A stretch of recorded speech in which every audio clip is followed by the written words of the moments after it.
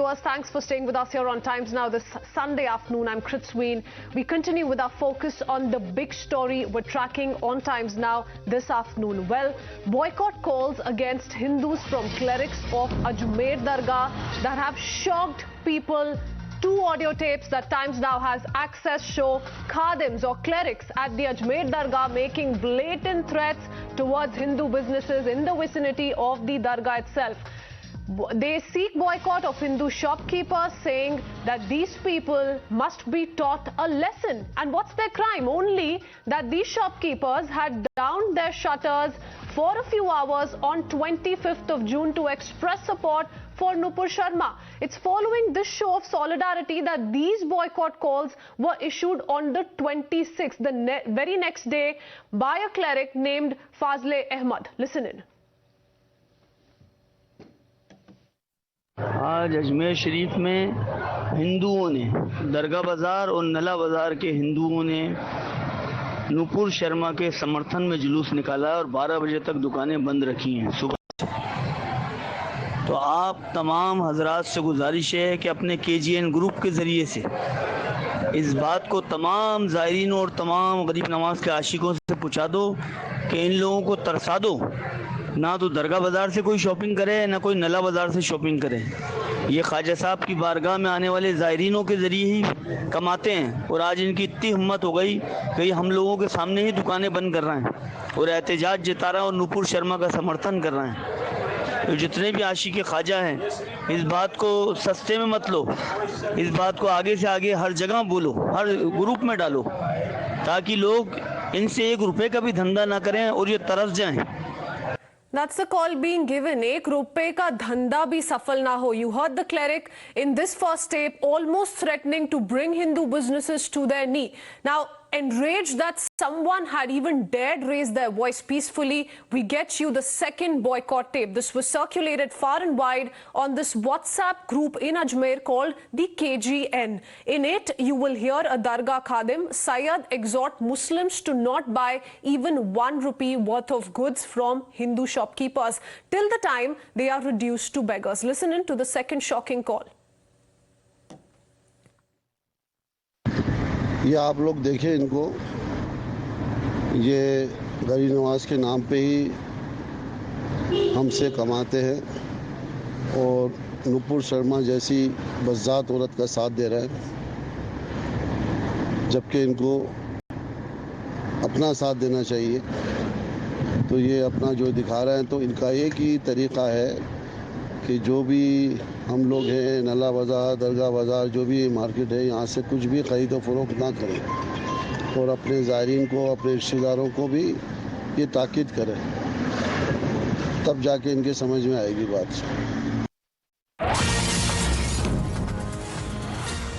And well, even after these boycott calls were made, hatemongers have been called out from within the Dargah. Even as businesses hit, the founder chairman of India, Sajada Nashin, spoke to Times Now and slammed those who are trying to spread hate, misusing the position they hold. Founder chairman हैं, Sufism नाम आते ही ऐसे लगता है बहुत शांति और बहुत सुकून वाली चीज़ होती है, लेकिन मैं देख रहा हूँ कि दरगाह के दरवाजे पर खड़े होकर के कुछ लोग सर तन से जुदा करने की बात कर रहे हैं। आपने ये बहुत अच्छी बात कही, कुछ लोग। ये बड़े दुख की बात है कि पिछले 10-15 दिनों से मीडिया पे दरगाह दरगाह दरगाह चल रहा है, लेकिन आपने बहुत अच्छी बात कही, कुछ लोग। देखिए, हर समाज में अच्छे बुरे लोग होते हैं और जिसने भी ये नारा लगाया है उनके खिलाफ मुकदमा दर्ज हो चुका है और कानूनी कार्रवाई होगी। और तमाम दरगाह के हम जो लोग हैं, हम इसकी सख्त अल्फाज में मजम्मत कर चुके हैं। हमारी कौंसिल, ऑल इंडिया सूफी सज्जादा नशीन कौंसिल पूरे हिंदुस्तान से इसकी मजम्मत कर चुकी है, क्योंकि ये जो नारा है सर तन से जुदा, ये हिंदुस्तानियों का नारा है। हिंदुस्तान के मुसलमान ने कभी ये नारा नहीं दिया। ये नारा कहाँ से आया, कौन लाया? पाकिस्तान से। बेशक पाकिस्तान से आया। ये नारे की तो इस्लाम में कहीं जगह नहीं है। हमें क्या इख्तियार किसी का सर तन से जुदा करें?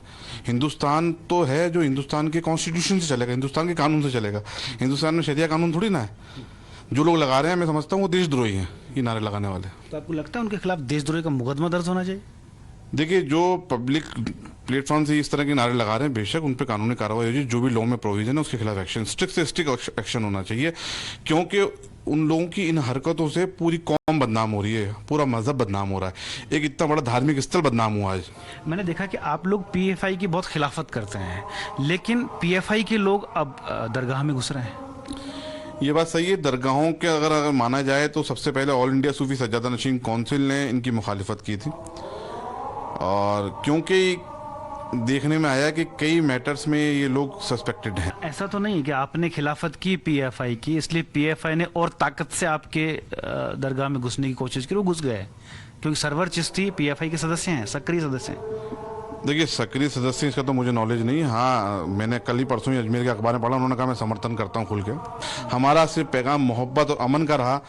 आज ऐसा क्या वजह हो गई कि ये तालिबानी सोच या रेडिकल सोच हमारे इंस्टीट्यूशन से आवाज जा रही है, जो नाकाबिल बर्दाश्त है, जिसको किसी कीमत पे बर्दाश्त नहीं किया जा सकता, और कोई सभ्य समाज ऐसी चीजों को बर्दाश्त नहीं करेगा। And here's why we're saying this. Times Now also spoke to the shopkeepers in the area of the Ajmer Dargah. Every year around Eid, the area experiences huge crowds. Well, this year it was completely different. Businesses have dipped to an all-time low. People are now blasting at those clerics who issued boycott calls for spoiling the atmosphere. Listen in. Hotel royal Ajmer हमारा hotel है, दरगाह बाजार में hotel है। वैसे ईद के 12 महीने से बहुत अच्छा धंधा चल रहा था। जब से ये हुआ है उसके बाद तो बिल्कुल जीरो पे आ गया हमें। जो भी बुकिंग हमारी थी, ऑलरेडी बुकिंग करी हुई थी, सब कैंसिल हो चुकी है। पूरा 100% ही नुकसान हो रहा है। जो भी नुकसान हो रहा था जब तो जीरो पे आ गया डायरेक्ट ही। हमारी कितनी होटल है तो बिल्कुल खाली पड़ी है, एक भी रूम लगा हुआ नहीं है। ईद की बात करें तो किस तरह का व्यापार है इस बार ईद को लेकर पहले के मुकाबले? व्यापार तो रह गया 5 पैसा, कोई जायरीन है नहीं, बाजार में कोई मेहमान है नहीं, सब होटलें खाली है, सब दुकानदार खाली बैठे हैं, उनका कोई व्यापार नहीं है। जो इन्होंने गलत बयानबाजी करी है उसकी वजह से हर एक आदमी डरता है अजमेर आने से, बिल्कुल वो बचना चाहता है। इस बार की बात करें तो कितना नुकसान होगा ईद को लेकर? बस ईद को लेकर कम से कम 50 करोड़ का नुकसान होगा। आने वाले जायरीन को डर बैठा हुआ है, वो जायरीन आ नहीं पा रहे हैं। कोई भी, या हिंदू मुसलमान या सब तरह के लोग आते हैं, वो यहाँ डर के मारे आ नहीं रहे हैं। उससे क्या कि मार्केट में मंदी है। पहले आपकी जो ग्राहकी थी कितने % हुआ करती थी? पहले हमारी ग्राहकी 60-70% हुआ करती थी, लेकिन अब 10% भी नहीं रही है। Let me go across to Bhavar before I take in a word from our experts. Joining us this afternoon, Karan Verma, who's an author, and also Majid Haidri, political analyst with us. But Bhavar, to you first. आप ये story बहुत detail में देख रहे हैं। काफी दिनों से हम देख रहे हैं कि कैसे डर फैलाया जा रहा है, हेट कॉल्स दिए जा रहे हैं। हमने अपने व्यूअर्स को डिटेल में बताया है। सरवर चिश्ती की बात की जाए, गौहर चिश्ती की बात की जाए, सलमान चिश्ती ऑफ कोर्स अभी जेल में है, पर ये जो हेट एलिमेंट्स है ये बस बढ़ते जाते दिख रहे हैं। पूरी की पूरी कॉल गई थी प्रॉपर कि हिंदुओं की दुकानें बंद की जाएं, क्योंकि उन्होंने नूपुर शर्मा को सपोर्ट किया। कई घंटों के लिए बस अपनी दुकानें बंद की गई उनके सपोर्ट में, इसीलिए इतनी नफरत। देखिए, पंजेतान ग्रुप और केजीएन ग्रुप, ये 2 ग्रुप थे। उसके अलावा RJ01, RJ0 मतलब 1 मतलब अजमेर का नंबर है जो ट्रांसपोर्ट से दिया जाता है वाहनों को। ये 3 ऐसे ग्रुप हैं जिन पर ये तमाम चीजें चली हैं, और वहीं से ये सारा सर्कुलेट हुआ है। और ये कहा गया कि हिंदुओं की जितनी भी दुकानें हैं, देखिए 2 बाजार हैं, दरगाह बाजार और उसके अलावा नल्ला बाजार। ये 2 बाजार हैं जहां पर हिंदुओं की बहुत दुकानें हैं, और ये बिल्कुल दरगाह से सटे हुए बाजार हैं। तो ये कहा गया है कि हमारी दरगाह है, हमारे लोग हैं, उनसे ये लोग कमा रहे हैं। इसलिए जायरीन जो है उनको ये मैसेज किया जाए, जो मुस्लिम है उनको ये मैसेज किया जाए कि यहां से सामान नहीं खरीदें, हम इनको इनकी औकात याद दिलाना चाहते हैं। ये बात कहते हुए ये मैसेज सर्कुलेट किए गए। और आप देखिए, एक मैसेज जो गया, जो वीडियो भी चला, जिसमें ये कहा गया था कि सर तन से जुदा, वो नारा जो पहली बार यहां से चला 17 तारीख को, वो भी दरगाह बाजार यानी कि दरगाह के बिल्कुल ठीक सामने वाले गेट पर, वहां से चला है। तो इस तरह के ऑडियो वीडियो जब से आए हैं तब से लोग बहुत परेशान हैं। मार्केट जो है वो 10% पर सिमट गया है, 90% मार्केट खत्म हो गया। वो मार्केट जो कभी ईद पर स्थिति ये रहती थी कि वहां पैर रखने की जगह नहीं रहती थी, लेकिन आप देखिए यहां पर जो पीएफआई के लोग सक्रिय हुए हैं उसके बाद ऐसा हुआ है। चाहे वो गौहर चिश्ती हो, चाहे वो सरवर चिश्ती हो, जिनका कनेक्शन पीएफआई से जुड़ता है। गौहर चिश्ती वो व्यक्ति हैं जिनके खिलाफ एक मामला आया था जहां सीआरपीएफ के कैंप का वीडियो बनाने पर उनके खिलाफ एक जांच भी हुई थी। और अभी सरवर चिश्ती वो व्यक्ति हैं जिनके खिलाफ पाकिस्तान से कनेक्शन और पीएफआई से कनेक्शन जैसी तमाम बातें सामने आती हैं। ऐसे लोग दरगाह में प्रवेश कर गए हैं। आपने देखा दरगाह दीवान और हमने जो सज्जा नदीन काउंसिल के लोगों से बात की है, उन्होंने इनकी मजम्मत की, खिलाफत की है। उन्होंने कहा कि ऐसे लोगों को, ऐसी तंजीमों को बंद कर देना चाहिए, उन पर बैन लगना चाहिए। लेकिन बावजूद इसके इस तरह के लोग दरगाह में घुस गए, वो इसलिए क्योंकि इनकी संख्या बल ज्यादा है। आप देखिए खादमों की संख्या 3,500 से 4,000 है, जबकि जो गरीब नवाज के वंशज हैं वो एकमात्र परिवार रह गया है। ऐसे में ये लोग एसएन चिश्ती ने कहा और हमने वो सुना कि ये सिर्फ कई लोग हैं जो पूरा वातावरण खराब कर रहे हैं और इस तरह की गंदी प्लानिंग और प्लॉटिंग कर रहे हैं। Bhavar, stay on with us. We continue to keep our focus on these two audio tapes. Before I bring in our guests this afternoon, these two audio tapes have been accessed by Times Now viewers. It's very clear what these khadims, these clerics are up to. At Ajmer Dargah, they've been making blatant threats towards Hindu businesses in the vicinity. They've sought boycott of Hindu shopkeepers, saying that these people must be taught a lesson. And why? We're repeatedly saying that the motive was just one, because a call was given on the 25th by some of these shopkeepers to express support for Nupur Sharma. The very next day, this is what these clerics came out with, an open boycott call that was issued on the 26th by this cleric named Fazle Ahmad. Listen to both these audio tapes once again. आज अजमेर शरीफ में हिंदुओं ने, दरगाह बाज़ार और नला बाज़ार के हिंदुओं ने नूपुर शर्मा के समर्थन में जुलूस निकाला और 12 बजे तक दुकानें बंद रखी हैं सुबह से। तो आप तमाम हजरात से गुजारिश है कि अपने KGN ग्रुप के ज़रिए से इस बात को तमाम ज़ायरीन और तमाम गरीब नवाज के आशिकों से पहुँचा दो कि इन लोगों को तरसा दो, ना तो दरगाह बाज़ार से कोई शॉपिंग करे, ना कोई नला बाज़ार से शॉपिंग करे। ये ख्वाजा साहब की बारगाह में आने वाले ज़ायरीनों के ज़रिए ही कमाते हैं और आज इनकी इतनी हिम्मत हो गई कि हम लोगों के सामने ही दुकानें बंद कर रहे हैं और एहतजाज जता रहे हैं और नूपुर शर्मा का समर्थन कर रहे हैं। तो जितने भी आशिक ख्वाजा हैं, इस बात को सस्ते में मत लो, इस बात को आगे से आगे हर जगह बोलो, हर ग्रुप में डालो, ताकि लोग इनसे 1 रुपए का भी धंधा ना करें और ये तरस जाएं। ये आप लोग देखें इनको, ये गरीब नवाज के नाम पे ही हमसे कमाते हैं और नूपुर शर्मा जैसी बज़ात औरत का साथ दे रहे हैं, जबकि इनको अपना साथ देना चाहिए। तो ये अपना जो दिखा रहे हैं, तो इनका एक ही तरीक़ा है कि जो भी हम लोग हैं, नला बाज़ार, दरगाह बाज़ार, जो भी मार्केट है, यहाँ से कुछ भी ख़रीदो फरोख्त ना करें और अपने ज़ायरीन को, अपने रिश्तेदारों को भी ये ताकीद करें, तब जाके इनके समझ में आएगी बात।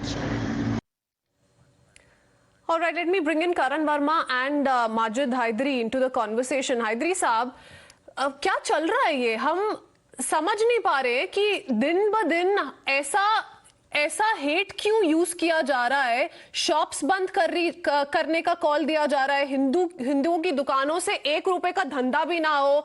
हमने सुना वो 2 ऑडियो टेप्स, बहुत क्लोजली सुना, सबने सुना कि उनकी हिम्मत कैसे हुई कि नूपुर शर्मा का समर्थन किया। कुछ चंद घंटों के लिए उन्होंने अपनी दुकानें बंद कैसे कर ली, ऐसा खुले में बोला गया है।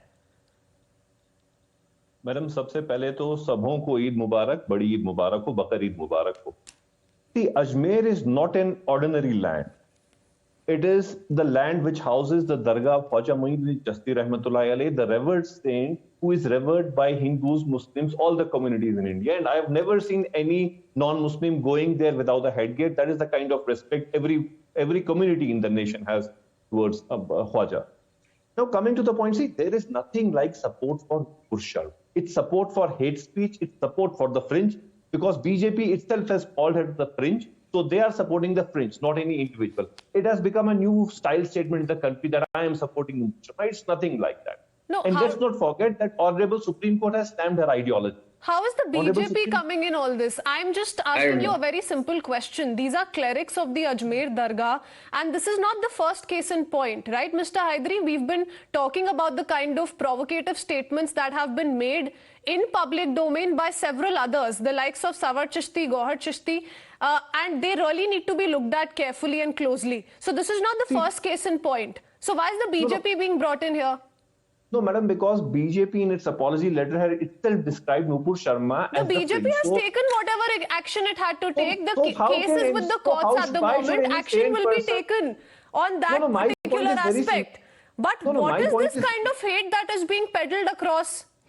Madam, it's the hate against the hate speech. And let me call a spade a spade. It's a definite hate against the hate speech, because BJP itself called Nupur Sharma as fringe.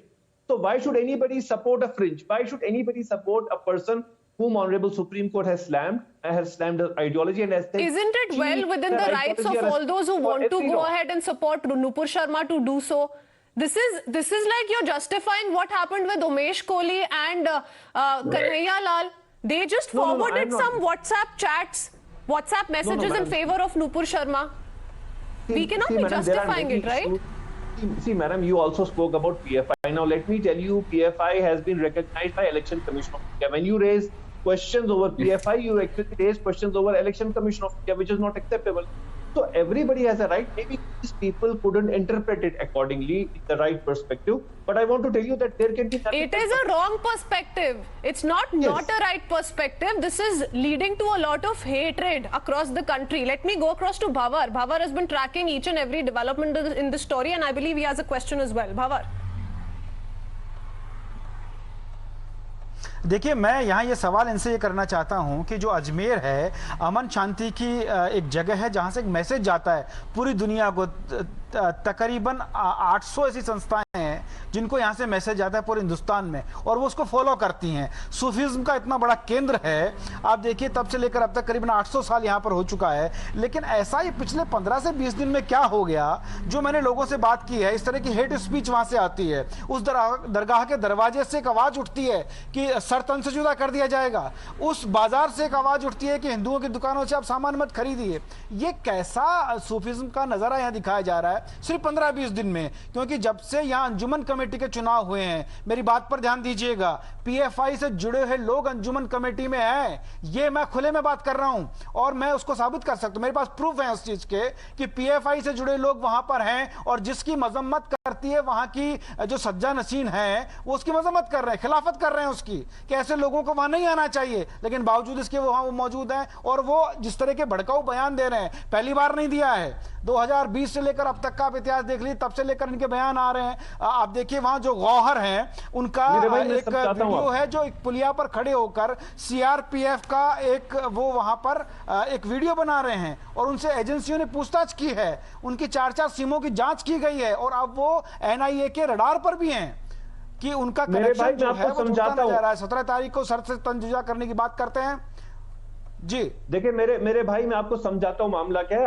आपको एक असल में गलत चीज बताई जा रही है। आपको देखना है इस फसाद की जड़ कौन है। इस फसाद की जड़ माननीय उच्चतम न्यायालय ने कहा कि वो महिला है जिसने ये आग लगाई, और माननीय उच्चतम न्यायालय ने कहा कि उसी महिला ने पूरे देश में आग लगाई। तो अगर आपने ब्लेम किसी पर चढ़ाना है तो आपने उस महिला पर चढ़ाना है जिसके खिलाफ ऑनरेबल सुप्रीम कोर्ट ने तो एक सेकंड हाइदरी साहब, let me take that to Karan Varma, because उस महिला ने ऑर्डर जारी नहीं किया है कि हिंदुओं की दुकानें सामान नहीं खरीदेंगे, and you are citing the court's judgment, but you are not willing to accept whatever has been said by all of these clerics as a wrongdoing. It's extremely shocking. Karan Verma, come in. No one said. Majid साहब, सबसे पहले तो ईद मुबारक आपको। Majid Saab, today is a day when I think everyone, including you, should start afresh. Till when will you be fixated on Nupur?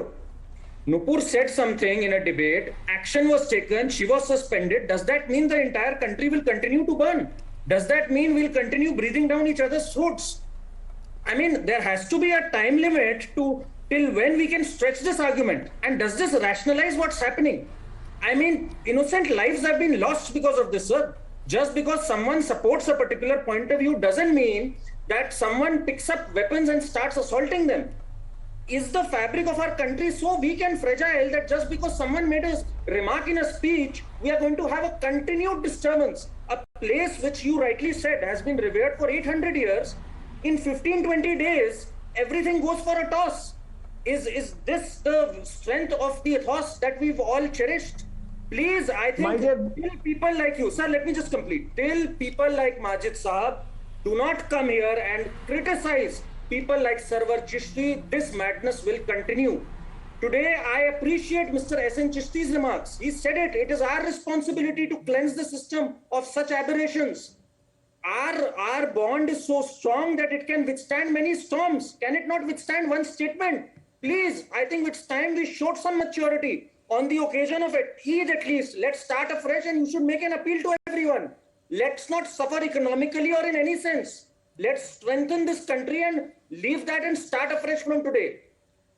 My dear brother, I respect your views, but I want to tell you that let's not be hypocrites when it comes to that Mahila. I won't name her, that Mahila. Because till now, you said our social fabric. No, our social fabric hasn't weakened.